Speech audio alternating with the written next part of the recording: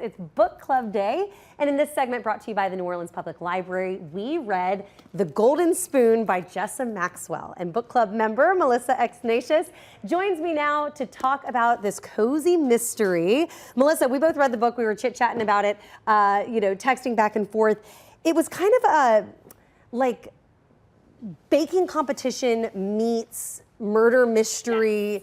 It was really, really fun to read. Did you think so? Oh yeah, and I thought that was a perfect description of it. I think one of the people who wrote on the cover, they said it's Clue meets British Bake Off, and I definitely think that's what it was. It was a lot of fun. And I liked how you kind of get to see each of the contestants in the Bake Off's different perspectives. So it's kind of bouncing back and forth between their different perspectives, but also the perspective of the host, who is the owner of this kind of mansion where the whole competition is held. And at the very beginning, we find out that someone has died, but we don't know who it is.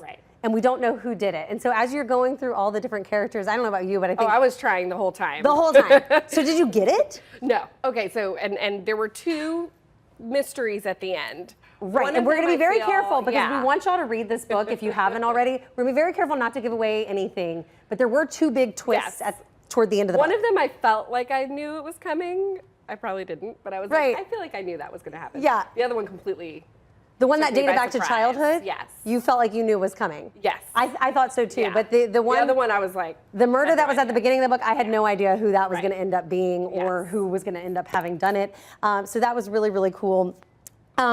I thought the title was pretty clever, and I didn't really think about this till after the fact, but The Golden Spoon, you can talk about that a little bit, but it kind of had a double meaning. Yeah, so it was the prize that the person on the baking show gets, so that was the reason for that, but then also the main character was kind of born with like a kind of a silver spoon in mouth kind of thing, so it did kind of have a double meaning.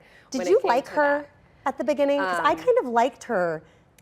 I liked her in the very beginning, and then and then as you started getting more in, you're like, I think I was not. She kind of turns for you, but yeah, I felt bad because I was like, I kind of liked her at the very beginning. Did you have a favorite contestant? Because I did. There's 6 different contestants, and you get to hear all their perspectives. Did you have a favorite? I did. I'll just say initially, my favorite was Peter. I really loved. Yeah, I really liked him. He was very humble, and he was doing it for his family, and I liked him very much. I won't say why, but I had forgotten about Peter. Yes. I'd forgotten about Peter. I really liked Stella. She was a journalist, and she had worked really hard to get where she was, and a lot of girl power.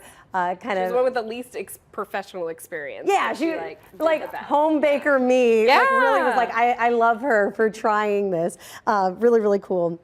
What did you think, and I'm going to hope that I say this right, Pradyumna? Yeah, I didn't know how to say his name either. Yeah, what did you think of him? Because at the beginning, he was kind of annoyingly nonchalant about everything. Yes. I did not like, he was very pompous, but then in the middle, and so I didn't love him, but then you kind of understood that he was on the show because he was like missing something in life, so then you kind of felt bad for him.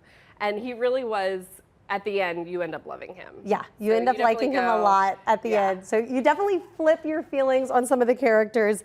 Last question, do we think we want a sequel? I think we disagreed on this when we were talking earlier. I think so. So I love books that close all the little pieces off. Everything ends and everyone has an ending. That is what this book had to me. It was like the ending was perfect. They closed off every little detail that you were wondering what's going to happen with this person or what happened here.